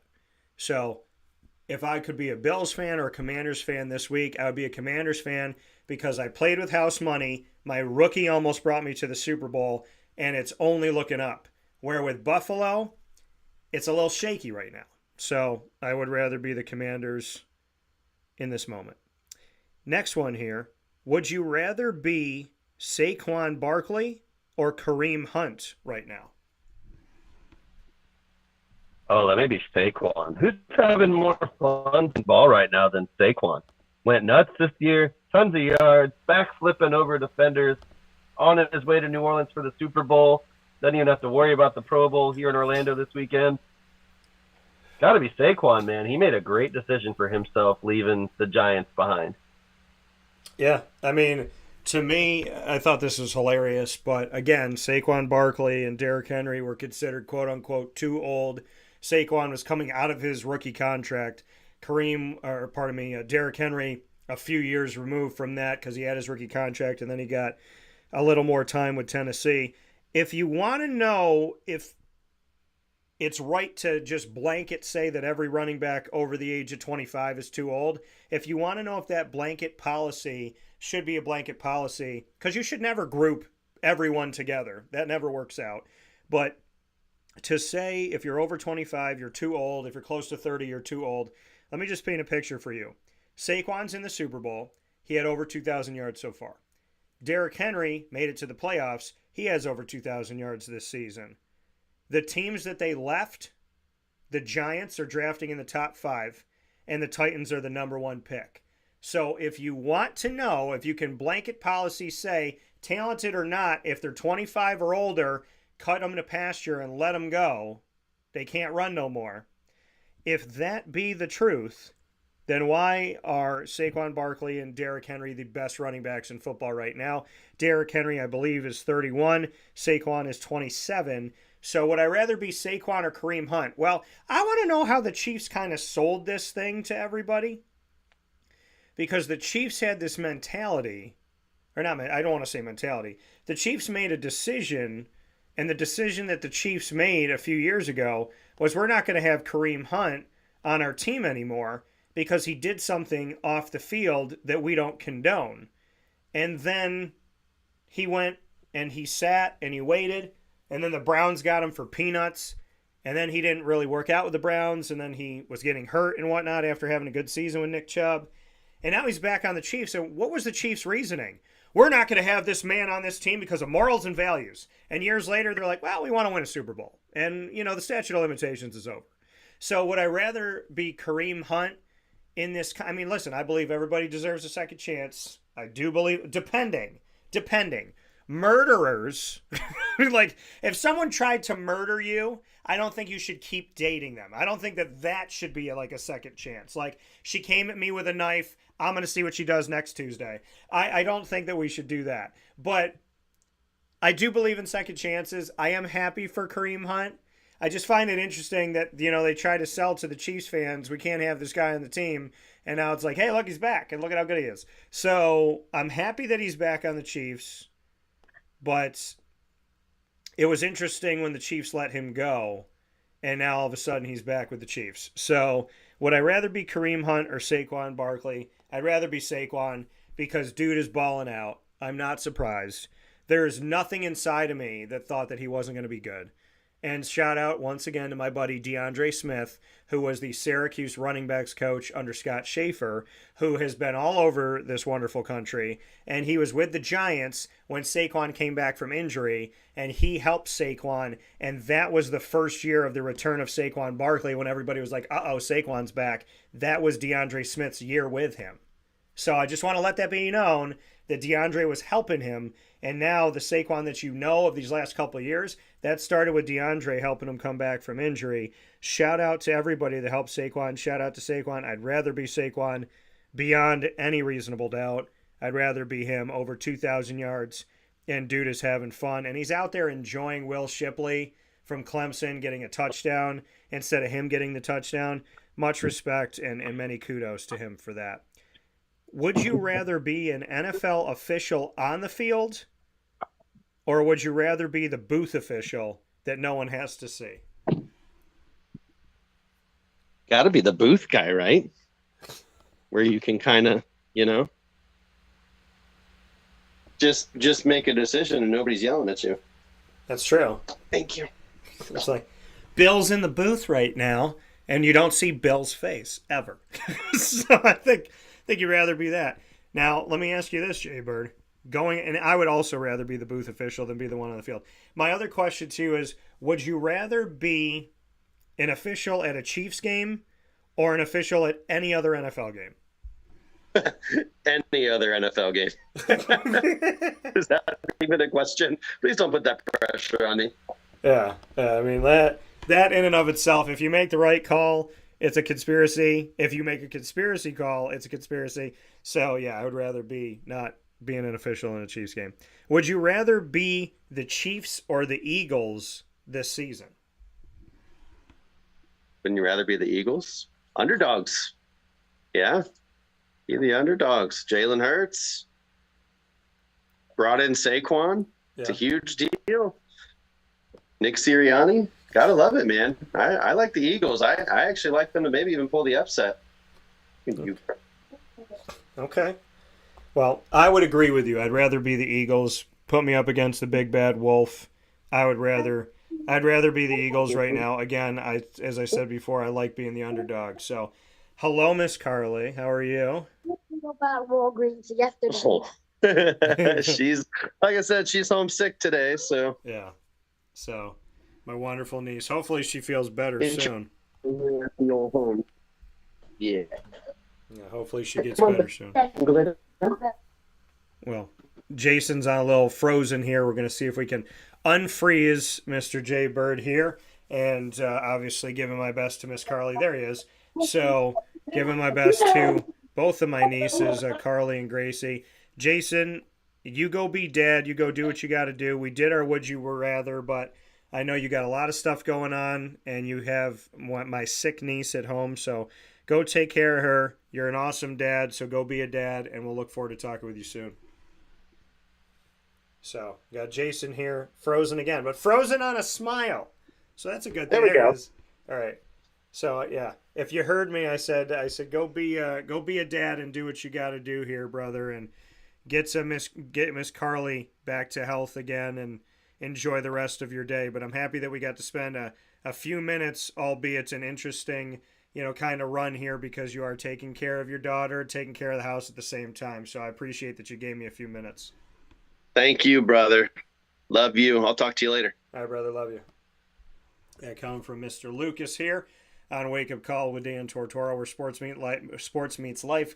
A sports and entertainment veteran in Jason Lucas, and I appreciate it because he was in the car walking around trying to do this because, he's got people working on the house down in Florida, and like I said, my niece is not feeling well. So the fact that he was even willing to come on the show today. A lot of people make excuses, and they would do, a minimal excuse in that sense. But, Jason never said, I can't come on the show today. Never said, let's do another day.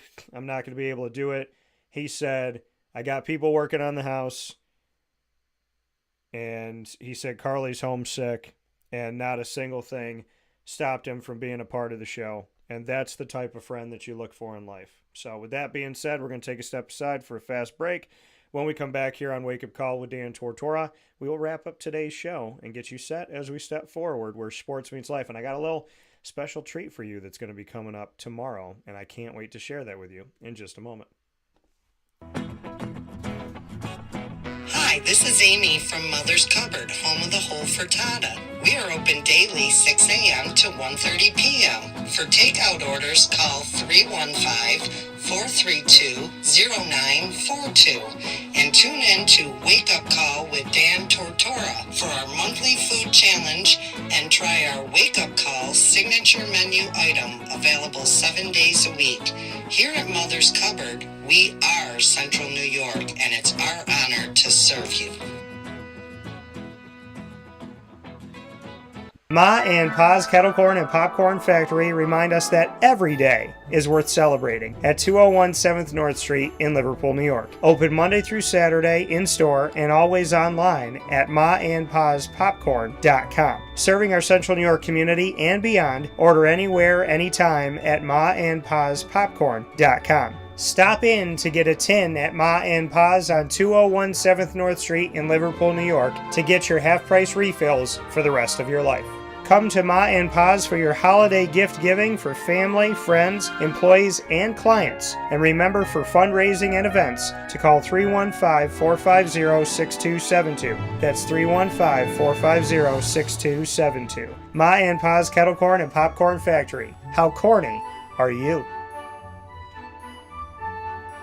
This is Jimmer Sikowski, owner-operator of Chick-fil-A Cicero, 7916 Brewerton Road in Cicero, right in front of the Home Depot. I had a deep feeling that God wanted me to do something bigger with my life and to help people, help others. I kept putting Chick-fil-A in my life, and I realized as I was going through the franchise selection process that positively impacting the lives of others was really core to what we do here at Chick-fil-A. First of all, it starts with the food. The food is brought in fresh daily. We bring in local produce.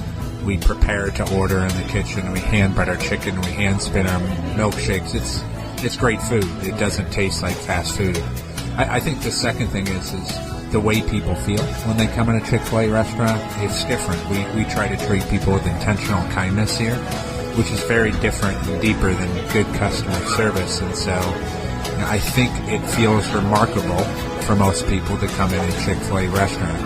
And then lastly, the impact that we try to have in the community is very different.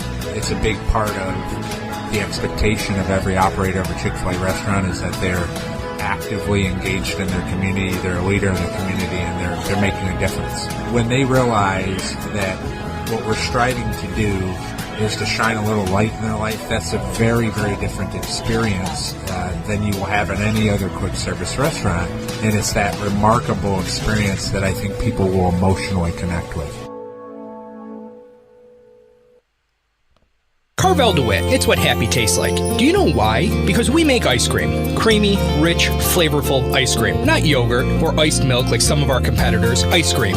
Fresh, by hand, daily. For the calorie conscious, we have something new for you. Our new Carvelite. Same great flavor, creaminess, and texture of our regular ice cream with only 35 calories an ounce. So whether you want an ice cream cake, flying saucer, dasher, carvalanche, hard or soft ice cream, we will satisfy your craving with our fresh, handmade regular or new Carvelite ice cream. Carvel DeWitt. It's what happy tastes like. The Wildcat Sports Pub in Camillus, New York is located on 3680 Milton Avenue in the Home Depot Plaza. It is your family-friendly sports bar and restaurant. Folks, some sports bars aren't family-friendly. Some family-friendly restaurants are not sports bars. The Wildcat Sports Pub in Camillus, New York is proud to be both.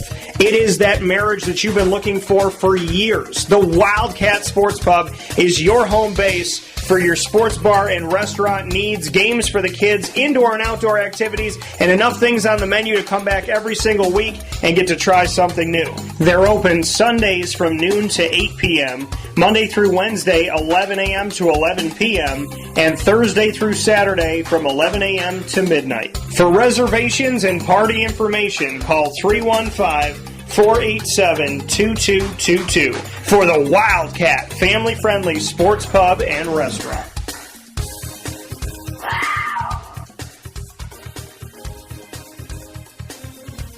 GG Cards and Breaks. Like, comment, subscribe. GG Cards and Breaks comes to you on 639 Delmar Place in Syracuse, New York. It is your one-stop sports card and trading card shop.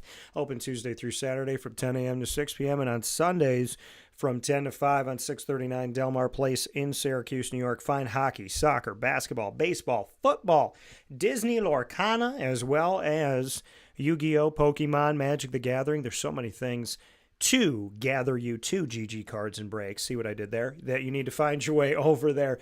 They're led by Josh and Anthony. The entire team is wonderful, knowledgeable, and they care. They just go through so many different efforts. You never see the amount of work that they do. Actually, you will see the amount of work that they do, because when you come in, they're usually doing that work in the moment. So thank you to everything that they do, all the work that they put in, and the passion that they have to be big kids and bring us other big kids and kids a big kid store. So I appreciate it. If you've never collected cards before, today's a great time to start, to be close to your favorite player, team, and or favorite characters when it comes to trading card games. And if you have collected, well, this is a great place to add to your collection. I've collected my whole life, and I find things at GG Cards and Breaks all the time. Packs, boxes, singles, graded cards, and more, as well as all the supplies you need to keep your cards safe and travel with them. GG Cards and Breaks is the place to go. 639 Delmar Place in Syracuse, New York.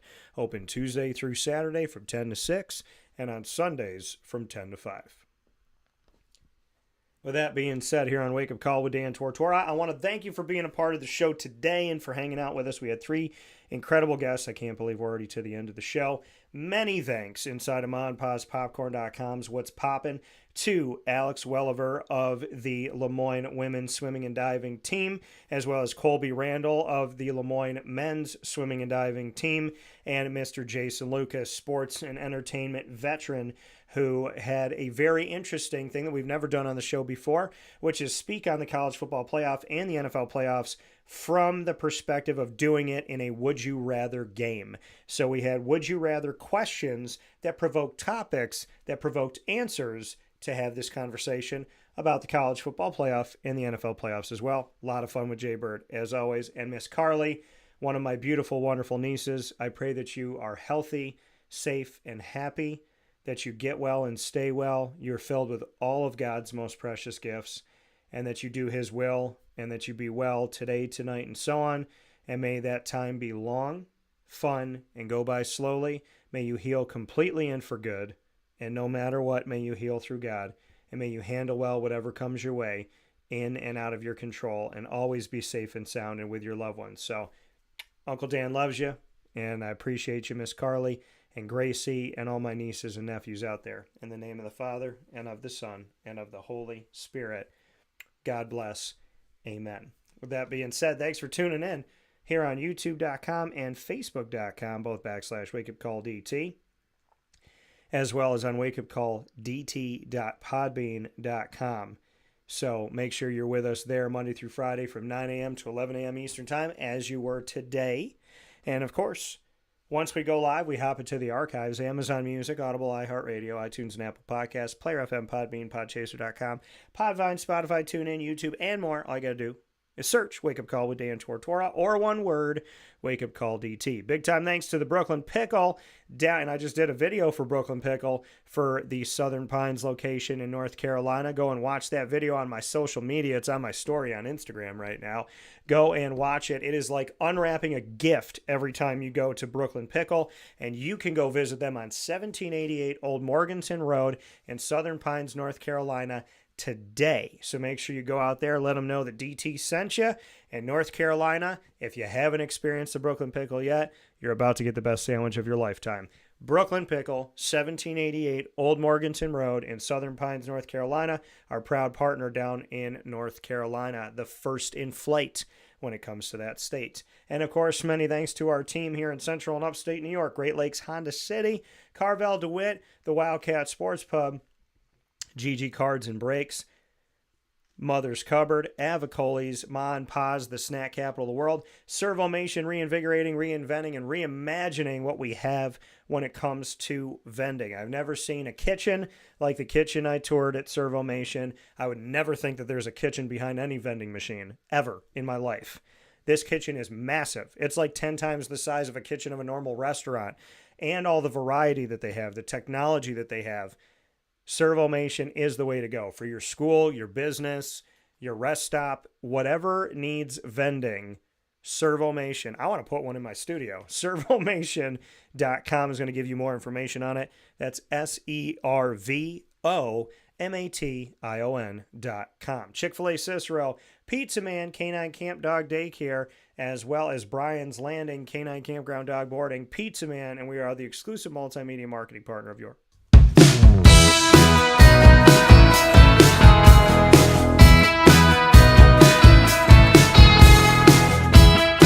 Le Moyne College Dolphins, it's Fins Up every single month on Wake Up Call with Dan Tortora. Hang out with the Dolphins Wednesdays like today during Dolphin time, where you'll be with student athletes, coaches, administration, future Dolphins, and alumni right here on Wake Up Call with Dan Tortora, where sports meets life.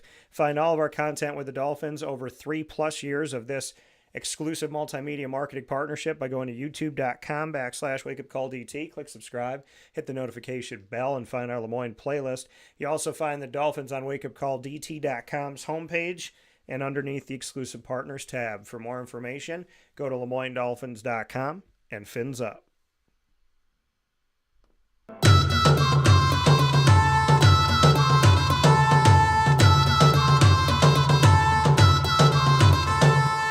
Bryan and Stratton College Bobcats of Syracuse are exclusive multimedia marketing partners with Wake Up Call with Dan Tortora. And so make sure that you find our Bobcats every single month in what we call the Bobcat Buzz.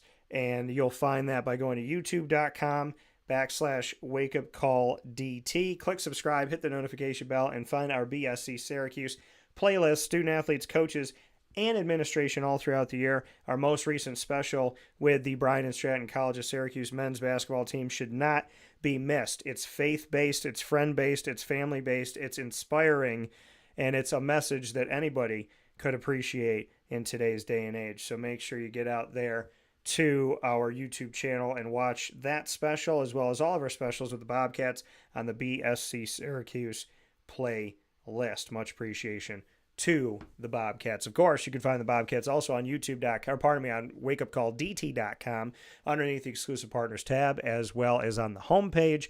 For more information, go to syracuse.bscbobcats.com. Shout out to Tay Baker. Feel better, brother. We're praying for you and hoping for you. By the grace of God, may you heal. May you handle well whatever comes your way, healing completely and for good. And no matter what, through God, handle well what comes your way, in and out of your control. Tay, our hearts, our minds are with you in the name of the Father and of the Son and of the Holy Spirit. Amen. God bless and go Bobcats.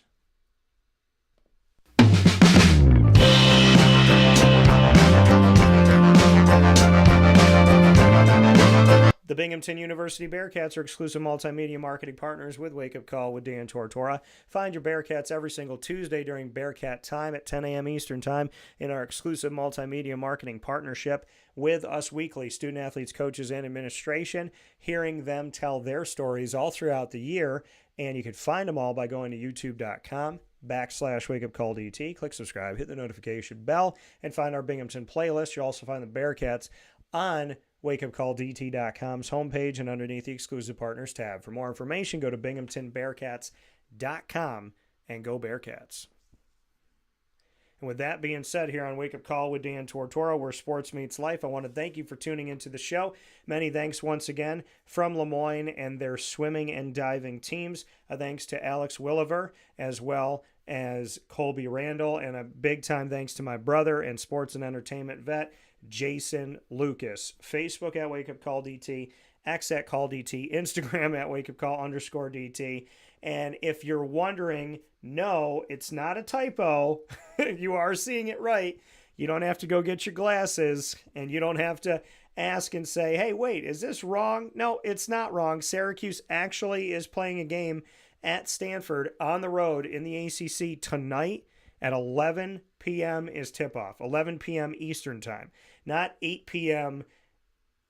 over here. None of that. 11 p.m. Eastern time is when the game is tipping off. So that means it'll end at 2 a.m. for those of you that are going to be watching, and I hope you enjoy the game. I hope you have a wonderful day, a safe day, a good day, a blessed day. And as always, from the Great Lakes Honda City Studios, what do we say? God bless, no stress, do your best. Have a wonderful day, and take care.